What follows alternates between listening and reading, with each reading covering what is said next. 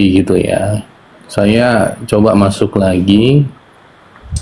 Jadi kalau kita dialog, tolong tendensus emosionalnya diturunkan supaya yang menyimak ini bisa menilai secara objektif, gitu kan. Seperti saya coba menyimak apa yang Anda sampaikan, kok kayak nggak ada referensinya ya, kayak menurut saya terus gitu. Itu gimana pertanggungjawabannya? Anda baca kitab apa? Sudah. Ya sudah. Saya udah bilang, saya ini membaca sebuah buku, ini tulisannya ulama Indonesia, bukan tidak ada referensi. Nih, saya baca.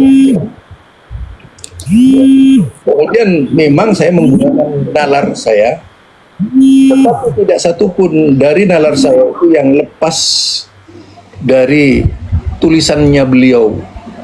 Nah, sekarang saya sudah banyak menyampaikan, misalnya berkaitan kemarin juga dengan Asy'ariyah. Karena memang tidak ada semangat untuk memahami Asy'ariyah, hanya saya saja yang dituntut, itu juga tidak merupakan sifat intelektual yang bagus menurut saya. Kan? Kalau memang niatnya untuk kebaikan umat, harusnya kitab-kitab yang saya miliki kemarin itu, misalnya Dhammul Kalam misalnya, lah itu harus dimiliki juga untuk menyingkap kebenaran itu. Jangan kemudian dibebankan kepada saya, baru hal itu bisa dikatakan adil, kan ya. Jadi kalau cuma saya yang disoroti, Anda tidak pakai referensi, semua bisa ngomong begitu, tapi pembuktiannya apa gitu? Saya pakai dalil masih bilang nggak pakai referensi gitu. Kan di situ letaknya yang seharusnya dibantah dengan dalil juga, bukan kemudian menuntut kitab yang ini. Lah, sementara yang menuntut saya mengeluarkan kitab tidak punya kitabnya juga, kan lucu itu. Apa ada debat seperti itu, ada nggak kira-kira itu? Di mana? Itu yang saya maksudkan. Jadi jangan selalu merasa bahwa saya tidak pakai referensi. Memangnya Muhammadiyah tidak pernah pakai referensi di dalam beragama gitu? Karena saya tidak kapan sih debatnya orang-orang di luar saya itu yang pakai referensi? Itu. Jadi saya tidak emosi ini, enggak, cuma memaparkan. Jangan selalu membebankan kepada saya di dalam menuntut referensi. Seharusnya kalau memang ingin kita berjiwa intelektual, itu narasi-narasi seperti itu langsung dicek kebenarannya ada nggak gitu. Bahkan kemarin pun pada waktu saya mengeluarkan referensi, malah itu dipotong-potong oleh mereka, dibantah, padahal suruh baca terus lanjutannya tidak mau baca dia gitu. Ini satu contoh. Izin menanggapi ya. Jadi kenapa antum itu seperti dianggap tidak punya kapasitas oleh teman-teman yang mungkin tidak sejalan dengan pemikiran antum gitu ya. Karena yang kita lihat kasat mata itu dari antum itu, antum baca terjemah. Jadi bahasa Arab itu kan selalu menjadi pondasi tolak ukur orang untuk mengetahui maknanya secara utuh. Itu kan beda, al-kalamu dengan kalamu itu saja sudah berbeda, beda alif saja itu sudah berbeda. Nah, penerjemahan teks itu terkadang juga tidak 100% sesuai dengan maknanya, bisa mungkin 90%, 95%, atau bahkan di bawah itu bisa juga. Itulah salah satu kritik kenapa dari pihak yang kontra dengan antum itu menyampaikan bahwa antum itu bukan kapasitasnya untuk berbicara agama gitu kan, apalagi antum Anda juga lihat antum mengkritik videonya Ustadz Adi Hidayat. Saya bertanya-tanya siapa Ustadz Zulkarnain Madura itu, makanya kemarin itu saya sempat bertanya Ustadz pendidikannya di mana gitu loh. Nah, itu kan sebenarnya emosi, itu yang emosi menurut saya. Artinya tidak mau kalau orang seperti saya mengkritisi Ustadz Adi Hidayat kan begitu. Tidak boleh, tidak kapasitasnya. Apa parameter Anda bahwa saya tidak punya kapasitas? Itu kan parameter Anda. Dan begitu. Jadi orang itu mempelajari misalnya Ustadz Adi Hidayat ya. Satu contoh. Itu kok orang seperti saya menggunakan parameter tarjih Muhammadiyah. Anda dustakan misalnya parameter tarjih itu. Ini Adi Hidayat lentur, bahasanya begini-begini. Lah, bagaimana sikap tarjih sendiri terhadap Ustadz Adi Hidayat? Kan begitu, seharusnya Anda tanya saja. Kok Anda bilang tidak tahu kapasitasnya? Misalnya satu contoh, berbicara kunut. Apa sudah membaca Ustadz Adi Hidayat fatwa Muhammadiyah tentang kunut? Satu contoh itu.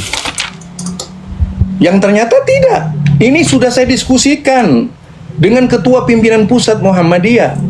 Akrab dengan saya beliau tuh. Nah, tiba-tiba antum menyimpulkan, wah, Ustadz itu apa beda kapasitasnya? Apa sih kapasitasnya? Apa kuliahnya? Nggak ada di Muhammadiyah gaya-gaya begitu, nggak ada. Itu kebiasaan di luar Muhammadiyah diskusi kayak gitu tuh. Tanya kapasitas sampai pendidikan sedetail mungkin, apa maunya gitu. Nah, kalau memang ingin menyelesaikan masalah, sekarang gini aja. Saya kan bilang, nih Muhammadiyah dengan Ustadz Adi Hidayat dalam banyak hal itu berbeda. Walaupun Ustadz Adi Hidayat sebagai wakil ketua majelis tabligh bukan tarjih. Ya. Beliau tidak bermakna bahwa beliau adalah yang menguasai segala bidang di Muhammadiyah. Ketika berbicara tahlilan misalnya di forum umum di luar Muhammadiyah, ya tentu saja orang Muhammadiyah yang sudah lama di Muhammadiyah sebagai dai yang dikirim ke hutan-hutan itu bertanya, kok begini sih Ustadz Adi Hidayat gitu. Apa tidak boleh? Itu sudah dipermasalahkan. Antum terlambat. Saya sudah dipanggil oleh pimpinan pusat Muhammadiyah, sudah membicarakan hal itu, tiba-tiba antum bilang tidak punya kapasitas. Wah, luar biasa itu. Itu yang namanya merendahkan orang lain. Itu ya. Jadi mungkin itu perlu menjadi kritik terhadap antum juga gitu. Jangan selalu mengukur orang karena pendidikan. Banyak kok orang pendidikan di Mesir, pulang-pulangnya nggak menghasilkan apa-apa. Antum malah mengkritik orang yang berpendidikan sampai kuliah ke Timur Tengah, Ustaz. Ya iya memang karena ya? Ini menunjukkan antum saja tidak menguasai. Sekarang misalnya saya mengkritisi Ustadz Adi Hidayat yang demikian banyak. Antum kan mengukur Ustadz Adi Hidayat yang menguasai bahasa ya. Antum kan tidak pernah tahu bagaimana cara saya melakukan penelitian terhadap Ustadz Adi Hidayat. Kan nggak pernah tahu kan? Nggak mungkin. Ketika saya membongkar di muka umum misalnya di kalangan pimpinan Muhammadiyah, saya diminta oleh misalnya Pak Samsul Hidayat, wakil ketua tabligh juga loh, kemudian Profesor Dokter yaitu Fathur Rahman Kamal, ketua tabligh pusat itu. Jadi sekarang antum mengkerdilkan saya tidak boleh mengkritisi orang Timur Tengah. Lah itu kenyataan loh. Saya punya teman Timur Tengah banyak. Antum secara struktural di Muhammadiyah sebagai apa? Saya seorang ketua majelis tarjih cabang, ngerti nggak? Cabang mana? Nggak perlu tahu lah di mana. Pokoknya cabang. Dicek saja nanti di pusat. Ada itu. Dan saya adalah dai Muhammadiyah yang dikirim ke berbagai daerah oleh pimpinan pusat Muhammadiyah. Enggak, begini Ustaz. Jadi kalau kita dialog itu jangan marah-marah. Saya itu tadi malam saja. Kenapa itu suka merendahkan orang? Nggak marah gimana? Kalau sikapnya tadi antum sudah merendahkan orang sudah. Antum merendahkan Ustadz Adi Hidayat, Ustaz. Tidak tahu kapasitasnya. Apa antum sadar itu ngomong begitu? Antum sendiri itu merendahkan Ustadz Adi Hidayat gitu. Kenapa? Apa merendahkannya? Saya mengkantar dengan tarjih kok merendahkan? Dari mana? Merendahkan Ustadz Adi Hidayat. Coba, apanya yang direndahkan? Saya mengkantar dengan tarjih Muhammadiyah kok Anda bilang merendahkan? Muhammadiyah itu Di pusat sebenarnya Muhammadiyah apa? Tahu apa? Muhammadiyah tuh? itu sebenarnya ya gantian ngomongnya. Ini kan dialog gantian. Iya. Yang kami baca Muhammadiyah itu sebenarnya itu sekarang sudah tidak meributkan perkara-perkara khilafiyah seperti Salah itu antum. mereka itu sudah Salah. tolerir. Tidak. Saya Mereka itu salah. sudah tolerir. Ngomong seenaknya itu tentang Muhammadiyah. Loh, Muhammadiyah itu pendekatan fikihnya saja Gak tarjih. benar itu Muhammadiyah sampai sekarang menjalankan target Muhammadiyah. Gimana sih antum? Sekarang begini. Apa? Itu akalnya antum. Gak ada di Muhammadiyah begitu. Gak mau saya. Kalau mau ngomong di ilmiah. Enggak, sekarang posisi Kan Anda ada masih Muhammadiyah. struktural Antum masih itu. struktural Muhammadiyah bukan Anda itu. Apa Anda nah, itu saya sudah bilang tadi saya ketua target cabang kok. Ngapain Nah, antum ngurus-ngurus segala? Ada apa dengan antum? enggak, kita biar Ini media, tahu. Ini media Kita saya ngomong. Masa antum nggak percaya? kita biar tahu struktur Muhammadiyah itu PP ke daerah baru cabang atau gimana. Kalau cabang kan berarti bawah banget kita nangkepnya Kenapa? gitu. Walaupun Anda, cabang Anda, kenapa? Apa Anda tidak bukan boleh siapa-siapa berarti di Muhammadiyah Anda Salah, bukan antum. siapa-siapa. Saya ini pergaulannya pusat setiap hari. Saya datang ke PP Muhammadiyah setiap hari. Ustadz Adi Hidayat itu pengurus PP malahan. Ya yang dekat. kenapa? Walaupun pengurus PP, saya sering kok mengkritisi orang PP. Nah, saya dapat Muhammadiyah jejak digital seperti digitalnya. organisasi yang lainnya. Salah antum itu memahami Ya Muhammadiyah. kalau salah dijelaskan, salahnya di mana bukannya marah-marah. Karena Saya bahwa Muhammadiyah itu seolah-olah begini. Dari mana menyimpulkan? begini ya, saya beritahu ya, saya itu biasa diskusi dengan teman-teman. Tadi malam saja saya diskusi dengan Saya teman-teman. ingin berbicara secara struktur. Yang mengendalikan target itu siapa? Majelis target. Itu sampai sekarang tidak pernah berubah majelis target Muhammadiyah itu. Keputusannya paten, tidak dirubah-rubah. Nah sekarang kalau ada Ustadz Adi Hidayat misalnya berbicara tentang kunut subuh, bertentangan dengan target, apa mau dibenarkan? Di mana akalnya antum? Bagaimana tentang jejak digitalnya tokoh pusat Muhammadiyah yang mengatakan bahwasanya Muhammadiyah itu memang warna-warni.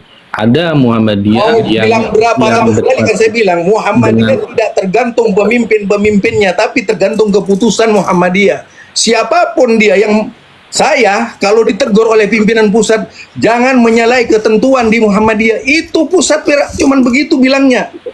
Oke, Anda mengatakan diri Anda kalau Anda ini orang tarjih. Sekarang coba jelaskan metodologi tarjih kepada kami yang kontra dengan Anda tentang Muhammadiyah. Sekarang antum ini gimana saya menjelaskan tentang Ustadz Adi Hidayat? Sekarang berputar ke